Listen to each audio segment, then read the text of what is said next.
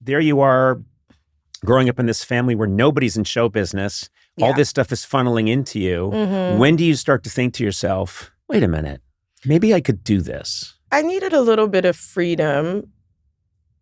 And I just was talking about this with a friend recently.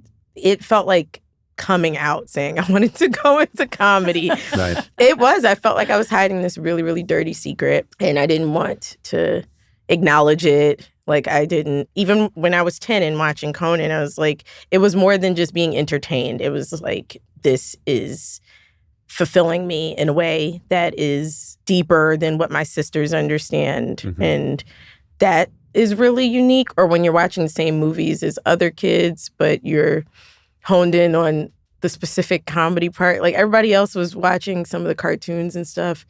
Like I remember Hercules. I didn't get that movie, but there was one funny part to me that I was like, the funny parts though, right, guys? And yeah. Like, no, Hercules is really cool. Listen to those ladies sing. I was like, so.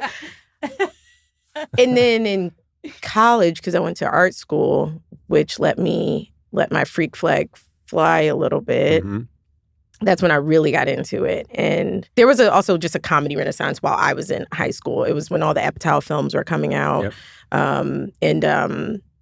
Like Anchorman had come out at that time. And that was a big deal to me. And I needed to introduce it to the rest of the school. So I became like the DVD hustler. That was like, here's what you guys need to watch. Like, can I please have Movie Friday? First viewing is free. I kind of also missed that time of DVDs because it was like a special currency, like giving my DVDs to my friends and being specific about, you need to watch Anchorman, you need to watch Napoleon Dynamite. I got Juno for you. I got this for you. Right. And so then I understood that it was a taste thing and an appreciation. You're like a sommelier. Like saying, yes. I think you're going to like this Pinot Noir. Yes. It's from the Piedmont region. I got you taken care of. Literally. And it was like a curation, which led to a deeper appreciation because then I started looking up, where are all these people coming from? If I'm like them, how did they all get together and get to be funny together? Because that's what I was lacking.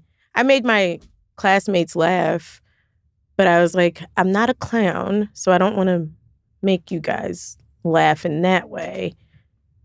Like where do I go to hone in on what I feel, which is a very deep artistic connection to this genre. Mm-hmm. And so it kind of led me to finding out about Second City. And then once I found out about Second City, that's when it was really a wrap. I had a boyfriend in Chicago at the time, and I was like, I'm going to come and stay with you. I'm going to sneak and go to this place called the Second City. And he was like, are you drugs, strip club? I was like, it's a comedy. Don't tell anyone. And he's like, okay, can we have sex when you get here? I was like, sure, but I need to. Seriously, he was like, that was his main goal, was like, what? Priorities, yeah. Right. But I didn't tell my parents. I snuck on a plane. Oh my God. They still don't know how many times I actually snuck to Chicago. They just knew I did it once. So you were not, because this is the interesting thing. Mm-hmm. Your mom, as we've established, elementary school teacher. Your dad, religious. Very religious. Your dad. Yeah. What does your dad do? Oh, he managed parking lots. Okay. So yeah, you're keeping this a secret. Yeah. At what point do you have to say to them, I got some news for you? I never did. They still don't know. They're not allowed to have a television. They can't watch any award shows because you keep winning awards. Abbott was the first time my mom got it. I sent her the pilot to watch. And she was like, oh, so you're going to do this, huh? And I was like, yeah, I am. Mm-hmm. I'm going to do this. I'm not giving up. I'm not coming back to Philly because I'd done a couple of things, but she doesn't watch TV like that. So she didn't see, I did Black Lady Sketch Show on HBO. I had done a couple of TV shows, like New Girl and stuff like that, but she wasn't tapped into her. It was still, okay, she's out there having fun. She's going to come back here and, become a teacher was her dream. Mm-hmm. And then she saw Abbott and was like, oh, I get it. Yeah. Hands off, do your thing. So that was it was at 27. Took me a long time to kind of actually tell them that I was gonna. I never even told them. I was just like, look at this. It's a major network sitcom. Look at this thing I made. Yeah, it's not that hard.